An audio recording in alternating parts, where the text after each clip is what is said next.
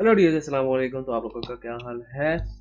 दोबारा आप लोगों हाजिर हैं वीडियो नंबर 2 में। पाकिस्तान स्टॉक एक्सचेंज और इलेक्शंस के कोरिलेशन में हमने वीडियो नंबर 1 में ये डिस्कस किया था। अगर इसमें मैं लिख देता हूँ पार्ट नंबर 1, ये मैं पार्ट नंबर 1 में डिस्कस कर चुका हूँ। जिसने नहीं देखा पहले वो पार्ट नंबर 1 देख के फिर पार्ट नंबर 2 देखे, फिर उसको ये चीज़ बेहतर क्लियर होंगी। उसमें हमने देखा था कि पाकिस्तान स्टॉक एक्सचेंज की प्री मार्केट परफॉर्मेंस इलेक्शन से पहले क्या रही है। इसके बाद हमने देखा था कि रिलेशंस ऑफ इलेक्शंस इलेक्शंस का क्या ताल्लुक है। ब्लूमबर्ग की रिपोर्ट देखी थी हमने, उसमें एक ब्लॉग देखा था। वहाँ पे हमने उस ब्लॉग में इलेक्शंस के बाद के रिजल्ट्स वगैरह देखे थे कि किस तरह मार्केट पे इफेक्ट करते हैं, और एक दो चीज़ें और देखी थी। फिर हमने देखा था कि इलेक्शंस पाकिस्तान स्टॉक एक्सचेंज से रिलेटेड हैं कि नहीं। उसमें हम इस नतीजे पे निकले थे कि पाकिस्तान स्टॉक एक्सचेंज से इलेक्शन का कोई ताल्लुक नहीं है, इन केस पाकिस्तान में पॉलिटिकल इंस्टेबिलिटी नहीं होती। दूसरी बात, अब पार्ट नंबर 2 में हम देखने लगे हैं कि correlation of interest rates and inflation. सबसे पहले तो आप लोगों को बताऊं कि इन्फ्लेशन और इंटरेस्ट रेट होता क्या है। सबसे पहले आप इन्फ्लेशन समझ लें। मैं पेंट खोलता हूं, उसमें आपको इन्फ्लेशन का मोटा मोटा आइडिया दे देता हूं। अच्छा भाईजान, इन्फ्लेशन क्या होती है? इन्फ्लेशन होती है, सपोज आप एक ऑयल का डब्बा खरीदते थे जिसमें 6 पैकेट होते हैं ऑयल के। 2002 में वो खरीदते थे आप 100 रुपए का, ठीक है। और आज आप ऑयल की एक बोतल खरीदते हैं 2024 में 100 रुपए की। पैसा उतना ही है, 100 रुपया, लेकिन उसकी बाइंग पावर डिक्रीज हो गई है। पहले आप उस 100 रुपये में ऑयल का पूरा कैन खरीद लेते थे, ऑयल को पूरा बक्सा खरीद लेते थे जिसमें 6 बोतलें होती थी ऑयल की। लेकिन 2024 तक आते आते पैसे की डीवैल्यूएशन इतनी हुई और चीज़ें इतनी महंगी हो गई कि आप उस 100 रुपये में अब सिर्फ एक ऑयल की बोतल खरीद सकते हैं। पहले 6 बोतलें खरीद सकते थे, अब एक ऑयल की बोतल खरीद सकते हैं। जिसका मतलब ये है कि आपका पैसा 5 गुना डीवैल्यू हो गया। ये मोटा मोटा कॉन्सेप्ट है इन्फ्लेशन का। पैसे का डीवैल्यू हो जाना इज नोन एज इन्फ्लेशन। अब लगे हाथों इंटरेस्ट रेट भी देख लेते हैं।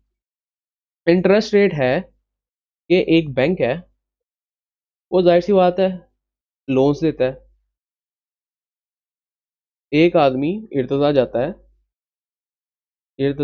है 1 लाख रुपया लोन लेने। बैंक का interest rate is something like 10%। तो इर्तजा ने 1 साल का लोन लिया है 1 लाख रुपए का, 1 लाख रुपए का, और उस पर 10% उसको सूद देना पड़ रहा है, इंटरेस्ट। विच मीन्स कि 1 साल बाद जब वो 1 लाख रुपया वापस करेगा तो वो 1 लाख नहीं करेगा, वो 1,10,000 रुपये वापस करेगा। क्यों? क्योंकि 10% जो उधार लिया है उस पर 10%, मतलब कि 10,000, 1 लाख का 10,000 बनता है, वो ऐड होके उसको अगले साल के आखिर तक बैंक को देने होंगे। जो 10% 1 लाख के ऊपर मैंने पे किया है वो मेरा है इंटरेस्ट। ठीक है, उम्मीद है आप लोगों को बात समझ आ चुकी होगी। इसके बाद हम देखते हैं कि को relation of interest rate and inflation. मैं देखूंगा कि अगर मैं ये पॉइंट और ये पॉइंट आसानी से इस वीडियो में बयान करूँ, क्योंकि मैंने 12 मिनट से ज़्यादा वीडियो नहीं बनानी होती, वो यूट्यूब पे फिर मसला होता है ज़्यादा लंबी वीडियो से। तो मैं इसमें पार्ट्स में डिवाइड कर लूंगा, डिपेंड्स कि मैं कितने पार्ट बनाता हूँ, शायद 3 बनाऊँ या 4 बनाऊँ। ठीक है, तो अब इन्फ्लेशन और इंटरेस्ट रेट का क्या कोरिलेशन है वो भी देख लेते हैं। अब सपोज हुकूमत, मतलब गवर्नमेंट ने इन्फ्लेशन रखी हुई है 2023 में 10% की। मींस सॉरी, इंटरेस्ट रेट रखा हुआ है हुकूमत ने 2023 में 10% का, मतलब कि बैंक जो भी लोन देंगे 1 साल बाद उससे 10% ऐड होके वापस लेंगे। जिस तरह मैं पिछले एग्जांपल में पढ़ा, 1 लाख मैं दूंगा तो 1 लाख मैं बैंक से लोन लूंगा तो 1 साल बाद 1,10,000 मैं उसको वापस करूंगा बैंक को, विच इज 10% इंटरेस्ट रेट। अब सपोज मैंने बैंक से उधार लिया है, ये मैं हूं, मैंने बैंक से उधार लिया है और अपनी एक चिकन की दुकान खोल ली है, मुर्गी बेचता हूँ मैं। अब एक आदमी मेरे पास आता है मुर्गी लेने, ठीक है, उसकी माहाना तनख्वाह है 30,000 रुपये और वो हर महीने मेरे से 10,000 की मुर्गी लेता है। अब जब मैं बैंक से लोन लेता हूँ 1 लाख रुपए का, मैं 1 लाख का लोन लेता हूँ और उसकी मुर्गियां खरीदता हूँ और मुर्गियां यहाँ पे लाता हूँ और फिर लोगों को बेचता हूँ, ठीक है। अब 1 साल बाद मैं बैंक को पैसे वापस करता हूँ। अब सपोज 1 लाख का मैं लोगों को बेच बेच के मुर्गियां 1,20,000 बना लेता हूँ, ठीक है।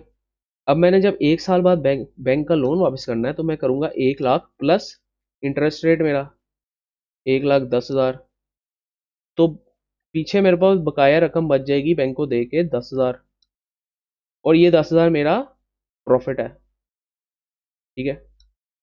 अब बात समझे, अब 2024 में गवर्नमेंट आई दूसरी, उन्होंने पॉलिसी बदल दी। उन्होंने कहा भाई हम 10% इंटरेस्ट रेट नहीं रखेंगे, हम रखेंगे 20% इंटरेस्ट रेट। अब मैं दोबारा वही काम करता हूँ, मैं बैंक से उधार लेता हूँ, 1 लाख बेचता हूँ, फिर मुझे प्रॉफिट होता है, मैं टोटल पैसे कमाता हूँ 1,20,000 और इस दफा 1,10,000 की जगह 1,20,000 बैंक को दूंगा, तो मेरे पास प्रॉफिट क्या बचा, 0। अब जब ये कंडीशन होती है कि बैंक जो गवर्नमेंट है ज्यादा इंटरेस्ट रेट करती है और मुझे प्रॉफिट नहीं बचता, तो मैं बैंक से कर्जा लेना खत्म कर दूंगा, ठीक है। अब जब मैं बैंक से कर्जा लेना खत्म करूंगा तो मैं किसी और से कर्जा लूंगा, मैं अपने दोस्त से ले लूंगा, 1 लाख रुपया मुझे दे बगैर किसी सूद के, इंटरेस्ट के, वो मैं इन्वेस्ट करूंगा। तो जब मैं 1,20,000 दोबारा कमाऊंगा तो 1 लाख पे मैं फिर भी 20,000 कमा लूंगा। अब लोगों ने बैंक से कर्जा लेना छोड़ दिया क्योंकि बैंक ने इंटरेस्ट रेट ज्यादा कर दिया। जब लोग बैंक से कर्जा लेना छोड़ देते हैं इंटरेस्ट रेट ज्यादा होने की वजह से, तो इन्फ्लेशन बढ़ती है। वो कैसे, अब सपोज मैंने ये 1 लाख रुपया किसी से नहीं लिया, अब मैं चाहता हूं कि मैं बैंक से ही लूंगा 1 लाख, लेकिन अपनी जो प्राइस है वो कंज्यूमर को पास करूंगा। उसका क्या मतलब है, मैं 1 लाख बैंक से ले रहा हूं और मुझे पता है मोटा मोटा मेरा 1,20,000 बनता है, लेकिन मैंने अब इससे ज्यादा बनाने हैं, मैंने 1,30,000 बनाना है ताकि 1,20,000 कटने के बाद भी मेरा 10,000 का प्रॉफिट रहे। अब मैं क्या करूंगा, मैं मुर्गी महंगी बेचना शुरू कर दूंगा। अब जब मैं मुर्गी महंगी बेचना स्टार्ट करूंगा तो क्या होगा, चिकन की प्राइस सपोज पहले 200 रुपए की थी, तो अब चिकन की प्राइस 300 रुपए की होगी, ठीक है। अब ये बंदा 300 की मुर्गी इससे खरीदेगा और इस बंदे के लिए ये इन्फ्लेशन होगी कि ये मुर्गी उसको पहले कम मिलती थी और अब उसको ज्यादा महंगी मिलना स्टार्ट हो गई है। तो इंटरेस्ट रेट इस तरह इन्फ्लेशन के डायरेक्टली प्रोपोर्शनल है।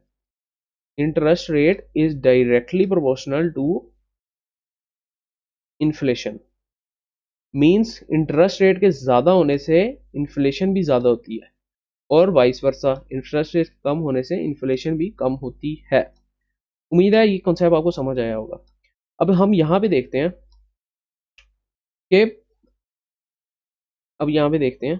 कि inflation study of Pakistan, Pakistan की इन्फ्लेशन कितनी है। तो हम यहाँ पे पिछले 5 साल का भी डाटा देख सकते हैं ये वेबसाइट पे।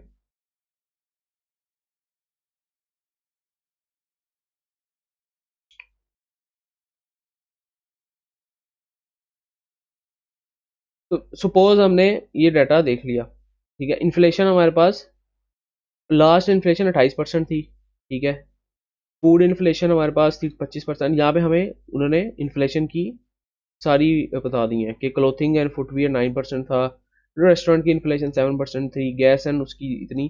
तो ओवरऑल हमारे पास जो पिछले ईयर थी, हमारे पास अगर हम यहाँ पे पेंट में देखें तो हमें पिछले ईयर की इन्फ्लेशन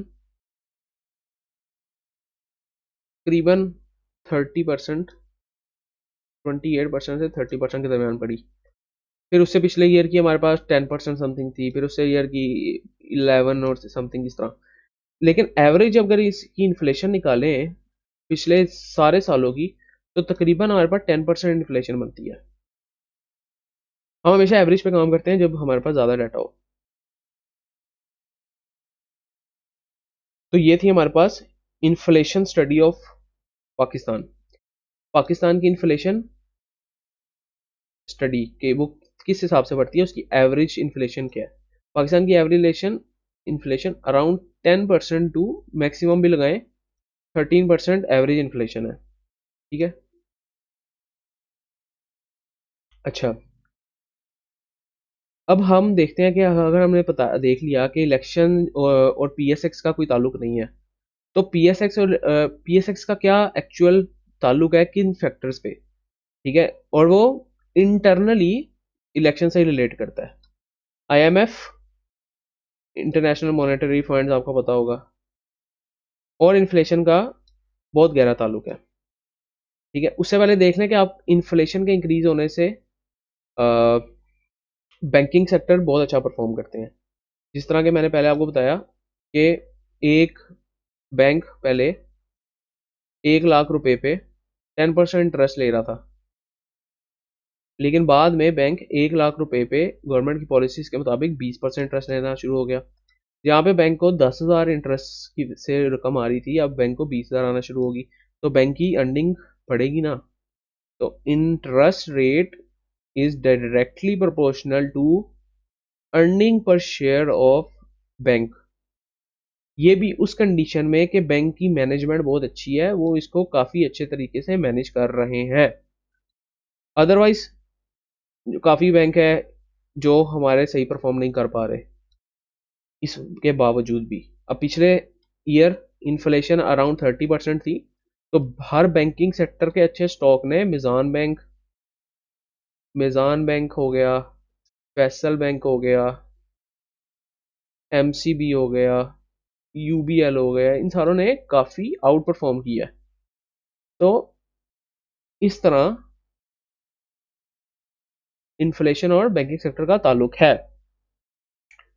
अब आईएमएफ क्या होता है, आईएमएफ का, वर्ल्ड बैंक क्या होता है, आईएमएफ का क्या ताल्लुक है पाकिस्तान स्टॉक एक्सचेंज से, ये हम पार्ट नंबर 3 में देखेंगे, क्योंकि वीडियो ऑलरेडी बहुत लंबी हो रही है। मैंने आपको पहले बताया था कि इशू करता है यूट्यूब ज़्यादा लंबी वीडियो में। तो नेक्स्ट पार्ट में हम इस पे बारे में डिस्कशन करेंगे। और मोस्ट प्रोबेबली अभी इंटरनेट इलेक्शंस की वजह से 12 बजे चला गया, तो हम ये वीडियो जब भी मेरे पास इंटरनेट अवेलेबल होगा, वो मुझे पता नहीं कब होगा, उसके बाद मैं ये वीडियो अपलोड करूँगा, तो फिर हमें नो हाउ होगी इलेक्शंस और उसकी बारे में। नेक्स्ट टाइम के भाई को इजाज़त दीजिए। अल्लाह हाफिज़।